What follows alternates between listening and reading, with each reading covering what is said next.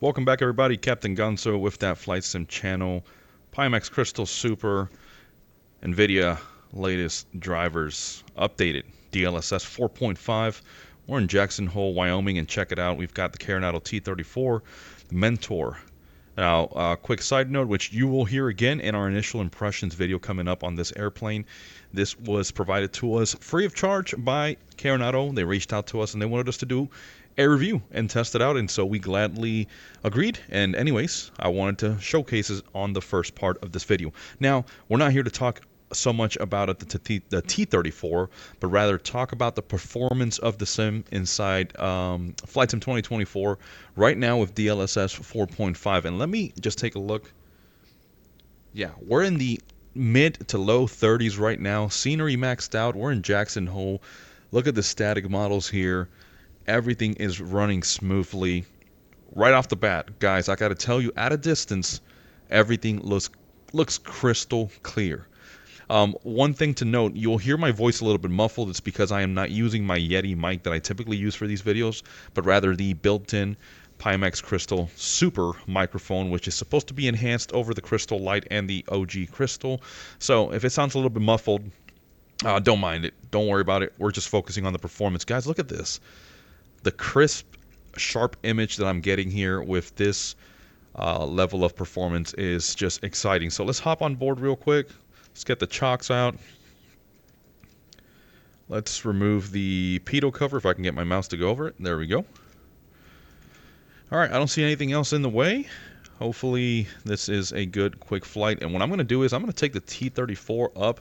We're going to go through some mountains and do some low-level flying because I want to see what this airplane feels like doing some acrobatic maneuvers. Remember, this is a military trainer aircraft, so it is not just a cruiser for straight and level flying. This thing asks to be inverted, steep turns, and all kinds of fun stuff. Alright, let's get our mixture prop lever full forward. Crack open the throttle. Fuel pump high. Let's select the fuel tank. Good fuel flow. Alright, we're going to bring back that throttle, crack it open about 1/4 inch, turn off the fuel pump, get our beacon on, mags to both, and let's start this puppy up.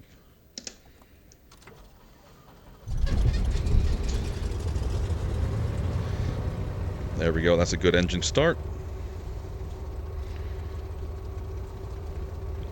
Let's look for 1,000 RPM.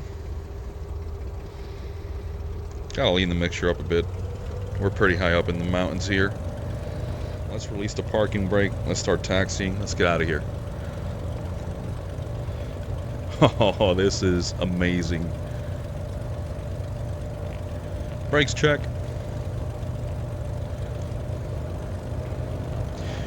Guys, once again, so we are running the latest NVIDIA driver. Whatever that number is, all I know is that it provides the latest preset for DLSS 4.5. So if you're a 4,000 or 5,000 card owner, or even 3,000, I think the 30 series cards might also have this ability. I'm not 100% sure, so don't quote me.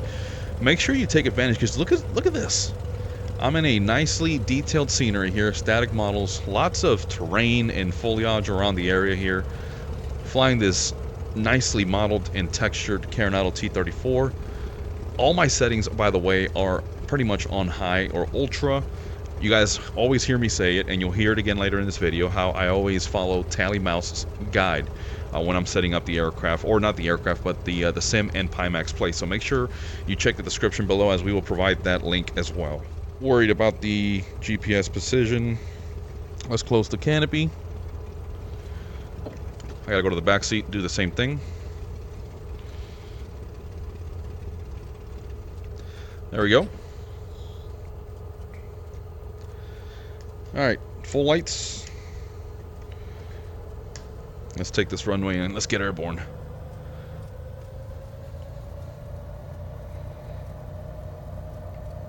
Trying to find that happy spot with the mixture. Lean back a little bit. There we go. Alright, I think we should have good enough power here for this takeoff.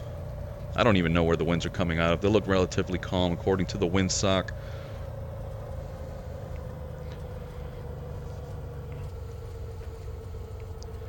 Here we go. Let's get rolling, and we're going to bank left right after takeoff, and we're going to head towards the mountains. Alright, airspeed's alive.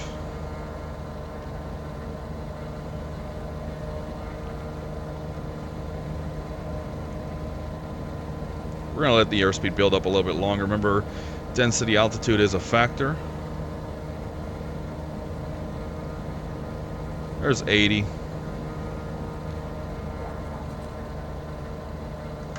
Clean up the gear.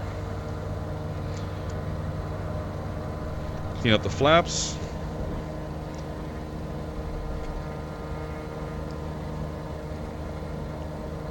Let's head on over to the mountains. Wow. This is running buttery smooth. Let me see what my performance values are like right now. Yep, 28. Flirting with the high 20s, maybe even 30s potentially here once we leave the airport region. But I'm going to pause. We'll continue on towards the mountain range, and then we'll pick back up as we're doing some silly stuff here. Alright, so we're going to play it safe because we are at 7,400 feet above sea level. So let's just stay here on the base of this mountain range. But again, I want you to focus on the clarity, the smoothness, the performance that I'm enjoying right now.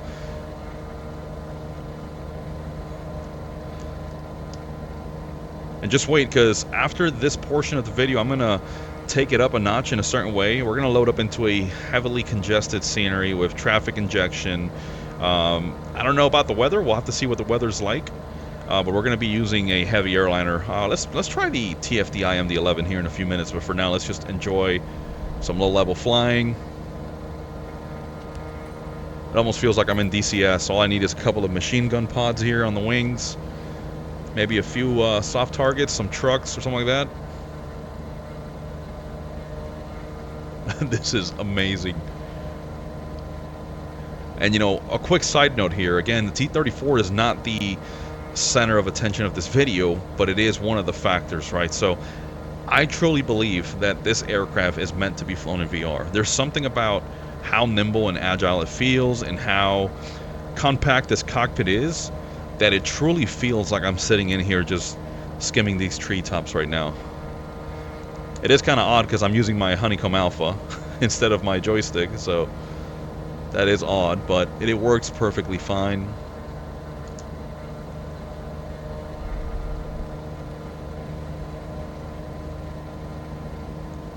And just loving this environment right now. And again, look at my frame rates per second. This is all while running OBS Studio to record. Rex Atmos Core injecting in the background.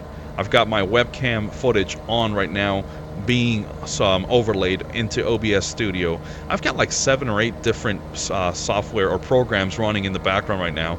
And the sim is still yielding this performance. So I'd probably get another 5-10 frames more if I turned off all the other stuff that I wouldn't need typically if I'm just flying and not recording.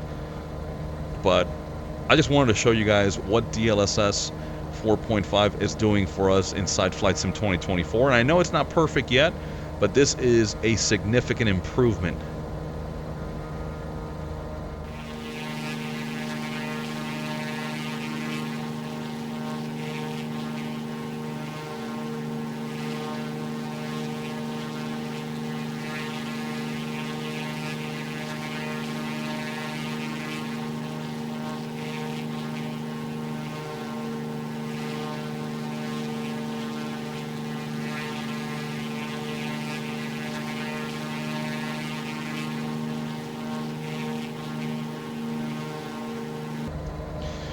There's Jackson Hole, off to our 1 o'clock, 2 o'clock now.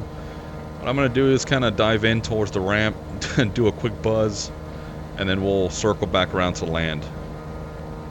And I want to see if we're going to have any stutters or any ghosting, because remember, that's one of the things that DLSS 4.5 is really addressing inside Flight Sim is the ghosting effect. Now, obviously, I don't have a glass cockpit here. I have steam gauges with just a GNS 430, so we're not really able to test it on the avionics, but I want to look at the wing tips, the static wicks, which are usually some areas that you'll spot some of the ghosting. But so far, looks good. There's the gear horn. Here we go. We're going to buzz these guys.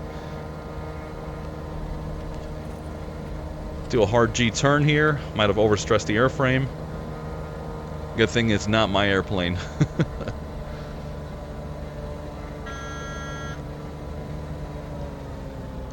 Let's start slowing it down. Get ready to land. We're going to land the opposite way we took off. Runway 19.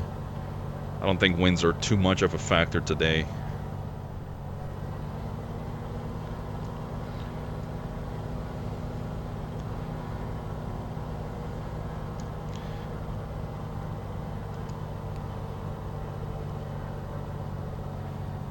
Let's let this airspeed bleed off a little bit.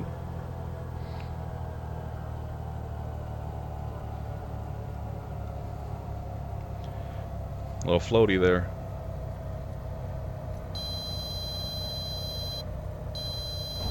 There we go. Flaps can come up. Let's open the canopy, get some fresh air.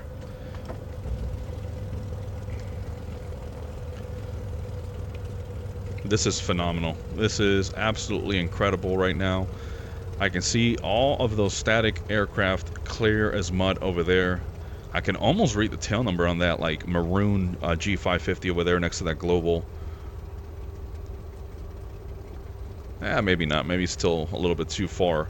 But again, nevertheless, the level of detail, the clarity, the smoothness, even while demanding so much from my system right now, is beyond impressive.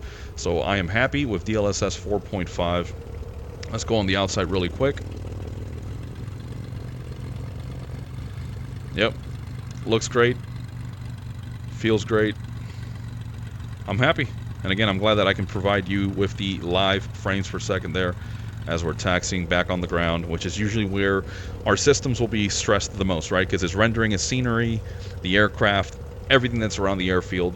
And so usually this is where you expect to take a bigger hit on performance. But so far, I'm happy. Now, let's jump to that next part of the video where I'll be in the MD-11. We said Chicago O'Hare, I believe, or just a densely populated airfield with some traffic injection. And we'll see if we get any better or worse performance there. So here we go. Let's just jump right over. All right, everybody. Here we are, MD-11, Chicago O'Hare FS Dream Team. We've got say intentions, traffic injector working. We've got GSX loading the aircraft. Disregard the jetway not connecting. It's kind of bugging out, but I guarantee you it works. But look at the frame rates I'm enjoying here right now. Well, you know what? Hold on. Let me pause. Let me enable the dev mode so you guys can see the actual FPS counter. All right, there we go. You guys should be seeing that on the top right there. So I believe we're sitting somewhere in the 30s right now. 30 frames per second on the ground with all my settings pretty much on high. All I've done pretty much for VR, by the way, is taken off the fauna. If you're not flying in, you know, country airstrips and stuff like that, then this is going to be one crucial setting that will significantly impair your performance. But look at this. I'm walking around. You can see everything is flowing smoothly. I don't know why my character is so far, but oh well. We're going to go ahead and press spacebar, recenter. There we go. That looks better. Look at this. Smooth as butter. All right, let's jump on the aircraft here. See cold and dark. You can see the stand right there. That is the automated like marshaller system giving me my flight number, destination Honolulu. Let's go ahead and fire up this old bird. Looks good. Let's connect external power. Autopilot. Nav and logo. Let's go outside. There we go. Look how smooth this is. This is crazy. Okay. So what I'm going to do now is I'm going to configure the jet. I'll pick the video back up once we are pushing back, starting engines, and getting ready to depart out of Chicago so we can see how it performs. Alright, pushback has started. Look at this. Buttery smooth. GSX wants me to wait till after we finish the pushback to start engines, but I do what I want. So I'm going to go ahead, enable the auxiliary pump 1. APU bleed is on. Ignition alpha. Starting number 3. Whoops. Wrong button.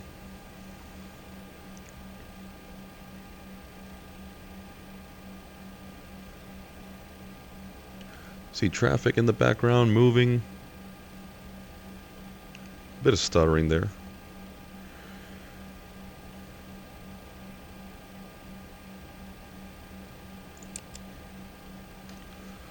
See how it looks outside.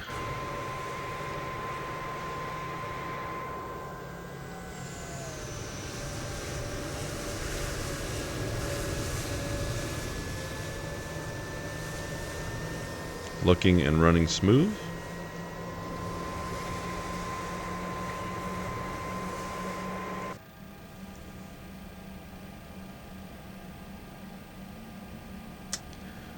Alright, well, let's continue firing engines, and then we'll just taxi to the runway for departure to kind of finish off this portion of the video.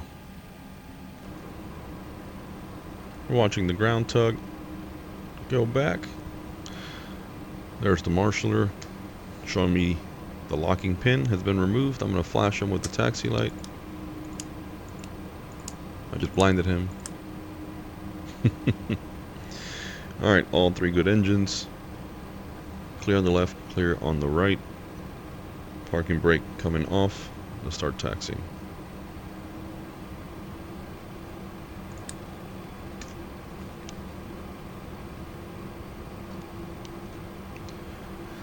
Alright, set our stab trim. Looks like 7.9.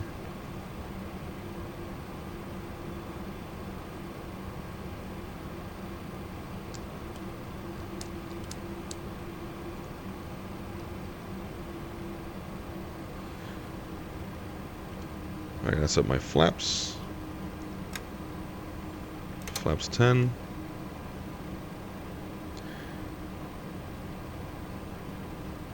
Auto brake to takeoff. And lastly, arm speed brakes. There we go. Got a green config for takeoff. Here we go. We're going to cut in front of all this traffic. We're going to take off at Gulf Gulf instead of taking the full runway. We're not too heavy that the MD-11 can't handle it, so we're going to do our own thing. Getting the lights on.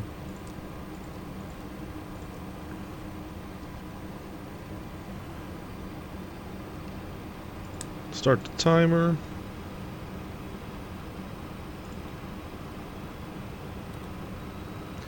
Altitude reporting mode on the TCAS, or the transponder, sorry.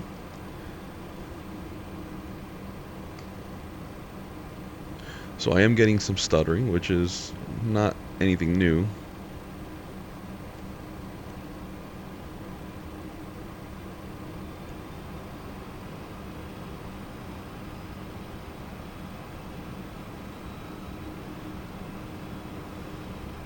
We're going to arm auto flight, nav. We're going to introduce power. And the auto throttle should take over after 70% and 1 to that flex temperature.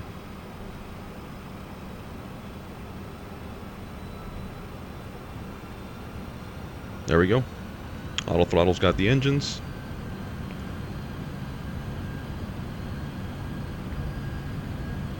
Airspeed's alive, and I can just cross-check over, and I can read the FO side clearly.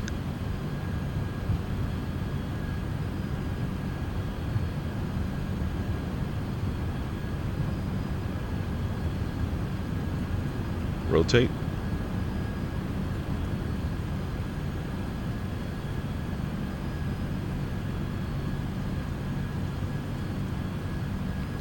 Positive rate of climb. Gear up.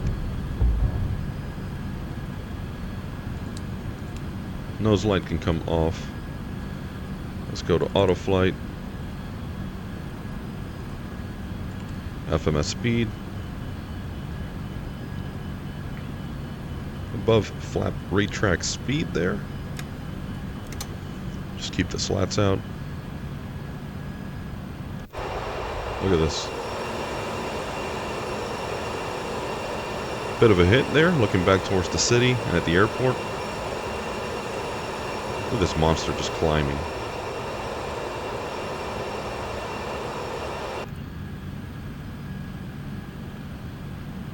There we go, pitch is coming down. We're going to assume we've been cleared to climb up to, I don't know, flight level. Let's just go to 360 or cruising altitude. There we go.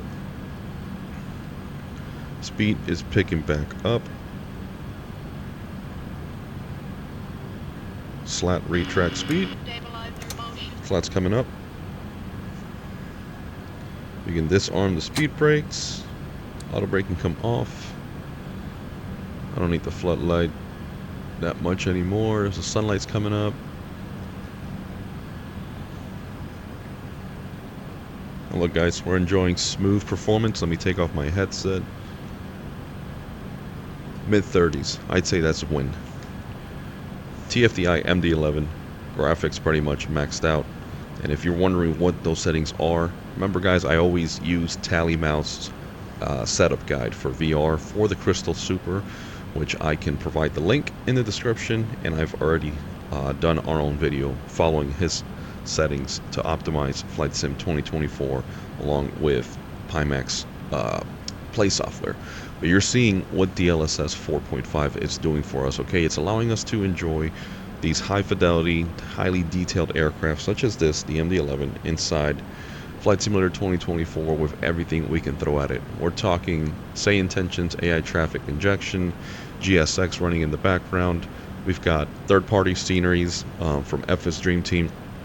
So the sim is inherently running a lot more stable than what it was, say, a couple months ago.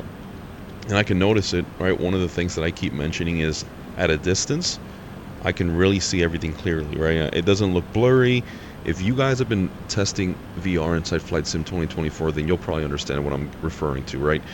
In contrast, in DCS, I never had that issue, but for some reason inside Flight Sim, my eyes would get tired, right? Looking at a distance because for whatever way, the way the image is rendered, it just really bothered my eyes. But now, I'm here just chilling along, cruising, enjoying the nice frame rates, enjoying this good performance, and there's nothing much more to be said. I mean, look at this.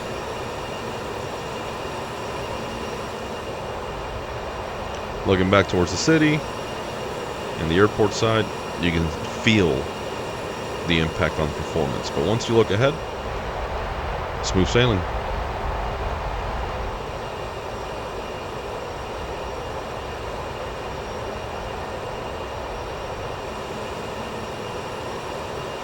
Yeah, I turned off my nav lights. No, they're on. They're on. But yeah, guys, let me know what you think in the comments below if you've been testing VR just like I have, and please let us know what kind of improvements, if any, you've experienced on DLSS 4.5. So if you're an NVIDIA 40 series or 50 series holder with the graphics card, then definitely take advantage, do the update on the drivers, and make sure you're taking full advantage. And once again, guys, it is vital for you to optimize your settings inside Flight Simulator and the Pimax Play software in order to find that sweet spot for this type of performance. Guys, don't forget, check our description below as well, as we have our very own partnership with Pimax, and using our very own code, you can save yourself some money down the road purchasing a Pimax Crystal Light or Super, again using our very own code on the bottom there.